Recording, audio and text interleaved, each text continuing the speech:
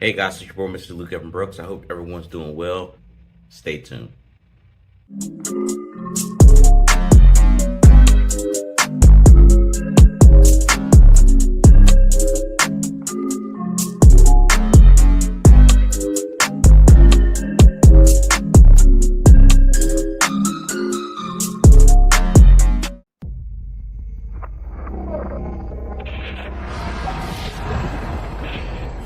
So that building over there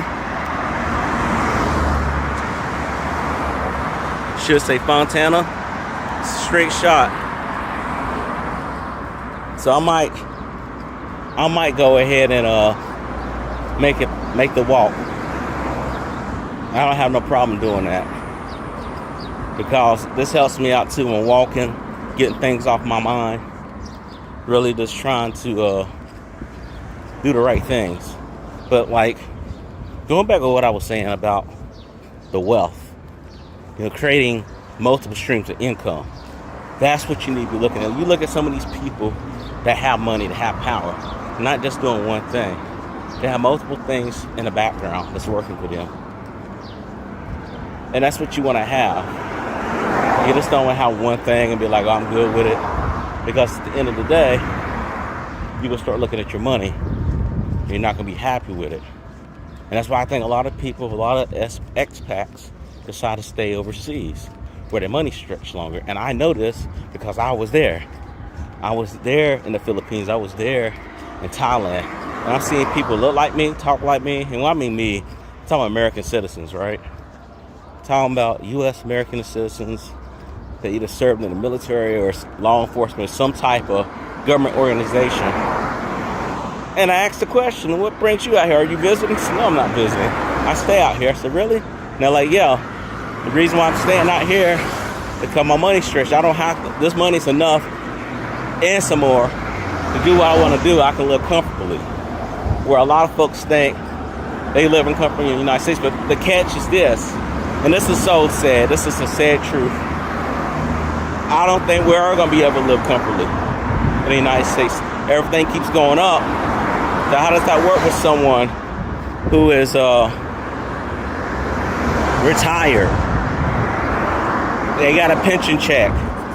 They got all the IRA, Roth or traditional in play.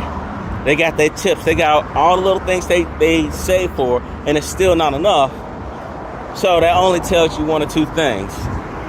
You're going to have to cut back seriously on how you live, which is not living. You're going to be scraping by, or you're going to have to go do another job for the rest of your life. And I see half and half. I see more of the military guys saying, you know what, I'm not doing that. This is what I'm going to do. I'm going to go ahead and go live overseas. Sell all my stuff and live overseas. And I can't get mad at that. I know my mom asked me what I plan on doing when I get out. So I don't plan on living in the United States because it's a con game. Unless you're making a lot of wealth to say, yeah, I can live here and I don't have to do this stuff. The only way I can live in the United States is that I'm running multiple businesses. And that's a different story. And you might say, well, Luke, you're working. To me, that's not working, though. To me, that's how I want to live. I want to live a lifestyle that no one can give me, right? Only other than me. And I met people that retired, that was higher ranking. And I said, man, how's it working for you in the military? You're working here, but you retired as this. And they said, man, let me be honest with you. I'm working this job because I have no other way to sustain my lifestyle. Not going to the poorhouse, but they want to continue that lifestyle. So that lifestyle requires you to have X amount of money. If your retirement check, your disability check, your pen, all the other stuff that you get, right? If that stuff is not working for you, you're going to be like, okay, what's the game plan? Go work the government job, draw a check from them for a number of years, then I can fire and retire. But for me, I'm looking at a number. I'm not looking at I'm not looking at the traditional number, oh, you gotta be 75 to retire. I don't like that. I think if you did your time, you should go ahead and wrap it up, right? You shouldn't have to keep working. That's what's going on with this workforce now. You got older people that shouldn't be working anymore because they're struggling. They did, most of them did what they were supposed to do. But then we got a society now where you gotta have it now. Put it on a credit card. Forget about the 35% APR. And people are not educated. If there was more education, just like when I was in Florida, head towards Biloxi, Mississippi with one of my friends, one thing that they had when you're leaving to go there, they had if you got a gambling addiction, you can call this number. They kept providing that, even though they know casino is a few miles away. They kept doing that, and at the end of the day, that wasn't an issue. But they don't do that about credit card. You know, they don't talk about bankruptcy. They don't talk about those things that needs to be addressed.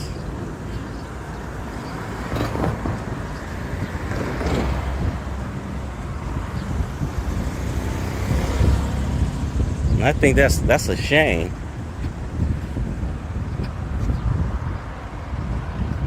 That's a big shame right there. You gotta constantly go ahead and do your thing as far as you're working a job. You're working it years and years and years. You get to retirement, right? So I'm gonna draw a check. But then you start talking, well, I gotta get me another job because I gotta live this lifestyle.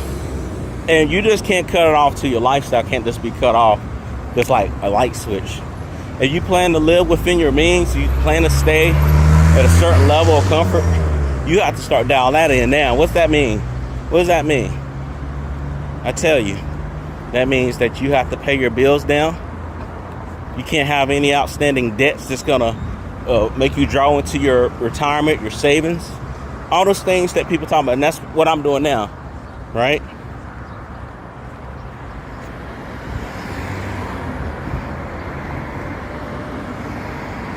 Man, I feel my legs burning now from walking, but that's a good burn. That's not a bad burn.